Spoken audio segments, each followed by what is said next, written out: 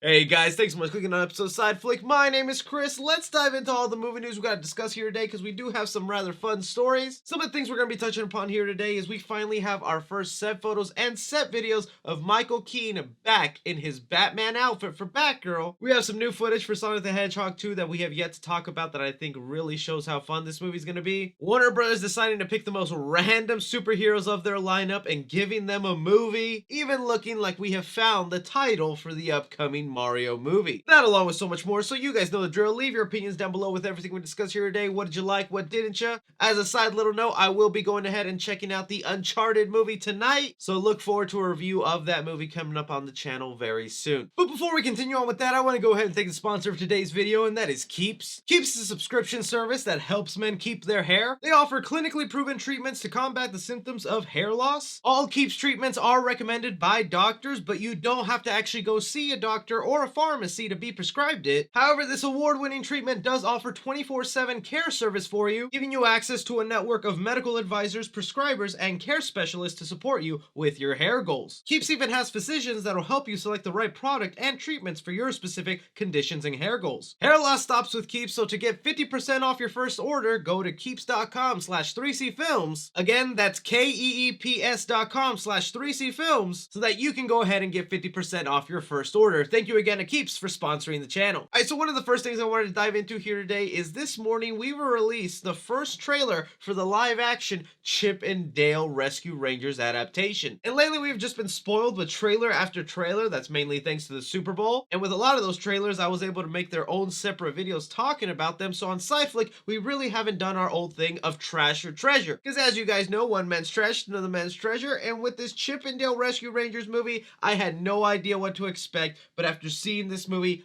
I want it bad. This film looks like so much fun. I love how it's looking to be almost like a celebration of animated characters, and they're really going ahead and parodying the animated world as of late. There's a great little joke in here where Dale decides to have CGI surgery and becomes that live action animated form, while Chip instead just decides to stay 2D animated, and it looks like that's how we'll be seeing them throughout the movie. Sure, it might look really odd, but I feel like they are just having so much fun with it. They even go ahead and make fun of the damn Cats movie animation. And probably the best joke is those early 2000s animated movies where they tried recreating live action humans with frickin' Seth Rogen there. It's giving me vibes of Who Framed Roger Rabbit, probably because Roger Rabbit does cameo in here, and Looney Tunes Back in Action, where we're treating animated characters like real life celebrities in our world. I am so down for this, especially with the voice of John Mulaney and Andy Samberg. So this is a definite treasure for me, and I highly suggest you guys check out this trailer. Moving on to some movie news here. Let's talk about Warner Brothers just picking the most random people that they own and going,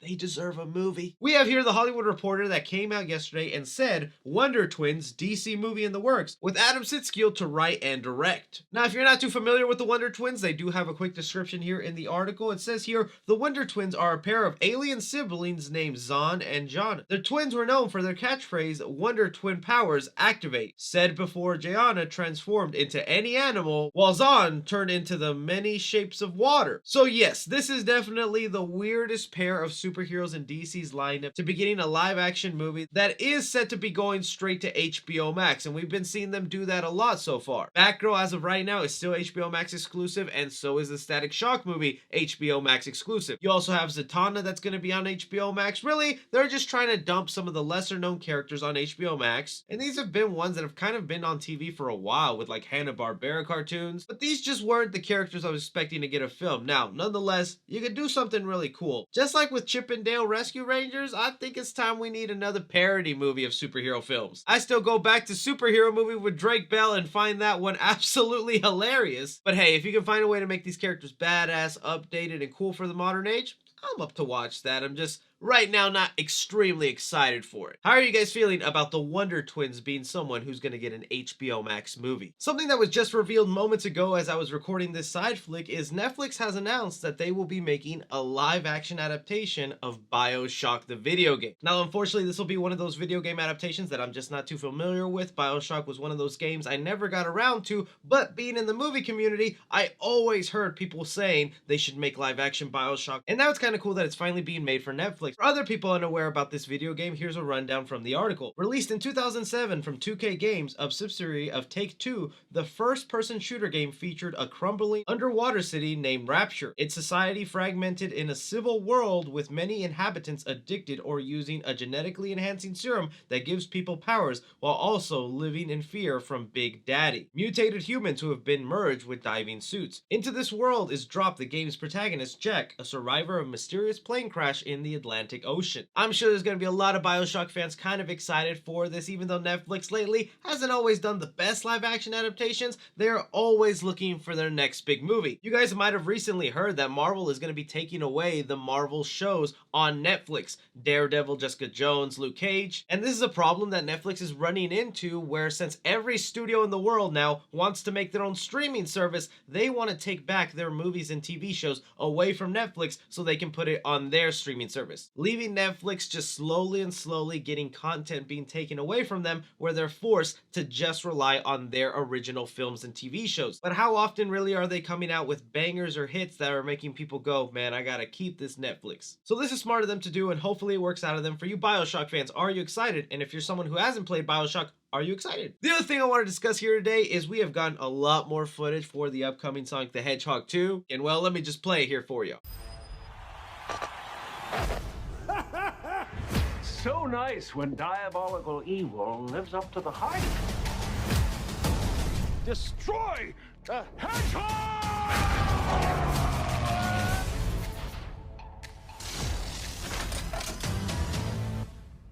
Jim Carrey is having a blast in this movie, and I'm so glad he decided to do this sequel. Just the way he's eating that popcorn and then it just explodes on his face, I think is a great, hilarious shot. It just shows you how much fun they're having with this film. But I also think this scene is going to be done in a really intense way, because this is basically a home invasion for Sonic, who's home alone right now. This is a 15-year-old kid, basically, and Robotnik decides to just come in and start beating the crap out of him. The other thing I want to point out here that it looks like a lot of us were forgetting about is Robotnik still has that energy quill that came off of Sonic. You can see him kind of wave it around in one shot of this trailer. And of course he still has this thing, because I'm assuming that's how he was able to get out of that mushroom planet, is using the energy from that quill. But I thought they were just maybe going to toss it aside now that he has this new form of power to go after, the Master Emerald. But it's cool that it's still there, because I'm telling you, I feel like that quill will eventually lead to him creating Metal Sonic, or maybe some sort of Sonic clone. Still, these TV spots look awesome, getting more and more hype for this movie. How are you guys feeling about some of this newer footage? And speaking of some footage, we have gotten set photos and set videos of Michael Keaton's Batman on the set of Batgirl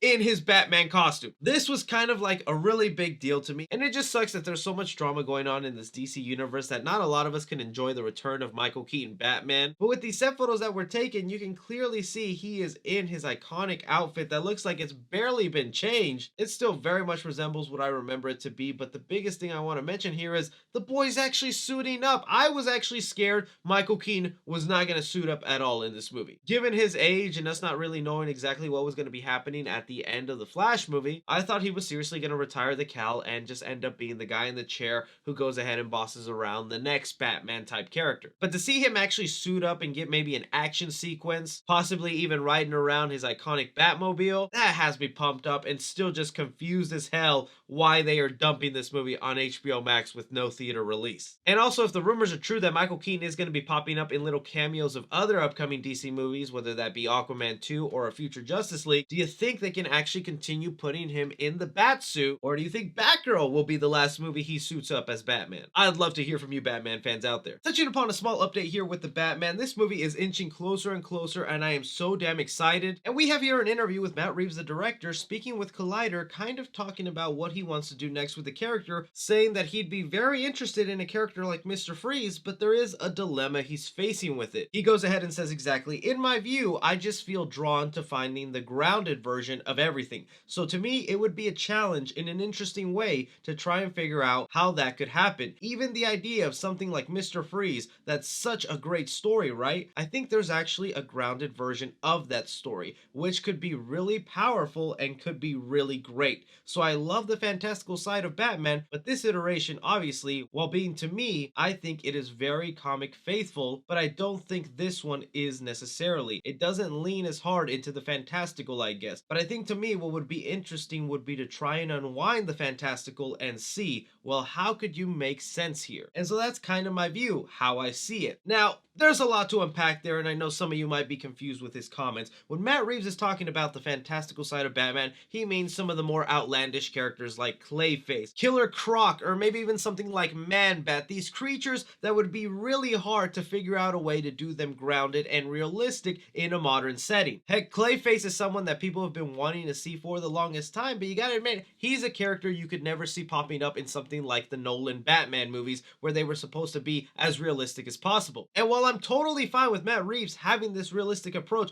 I'm glad he's talking about being open-minded to that fantastical side of someone like Mr. Freeze, a guy with basically a gun that goes ahead and shoots freeze rays. That's not really realistic, but the fact here that Matt Reeves is wanting to find a way to bring that into his world, make it semi-realistic, has me excited. Because there's so many great Batman villains I feel like we just might never see because studios are so focused on make him real, make it seem like he could actually be out there. It's very obvious to me that I think Mr. Freeze will be the villain of the second movie. I'm just afraid maybe they'll make him too realistic where it's not as interesting or cool. Like, give him the freeze gun. Like, who cares? We'll accept it. We've been accepting it. But I throw it off to you guys. How do you feel about Matt Reeves being interested with wanting to bring out some of the more fantastical sides of Batman's villains while also trying to ground them? Do you think that could screw the characters over and make them uninteresting? Moving on here, it looks like we've gotten a couple of leaks concerning the Mario movie. I don't know what it is with Nintendo or Illumination, but they are treating this movie like a damn Marvel film, wanting everything to be extremely top secret. I mean, even Charlie Day had compared this movie to the Marvel level of secrecy. And one of the things we're all very curious about is, one, what are these guys are going to look like, and the title of this movie. Well, thanks to a toy company named Jakks Pacific, who is going ahead and putting up some early listings on Amazon before removing them, they had up pre-ordered figures for the upcoming Super Mario movie, kind of letting the title of the film drop, and it looks like it's just going to be called Super Mario Movie. Now, I have noticed with doing more research on this specific toy company, they've also made toys for the Sonic the Hedgehog movie. They do sometimes just add the word movie at the end of their titles to kind of differentiate it from the video games. So I'm thinking the most likely title for this Super Mario movie is Super Mario. And I know, not that big a surprise or even a huge reveal. Some of us were even hoping they'd have a tagline like Super Mario Bros.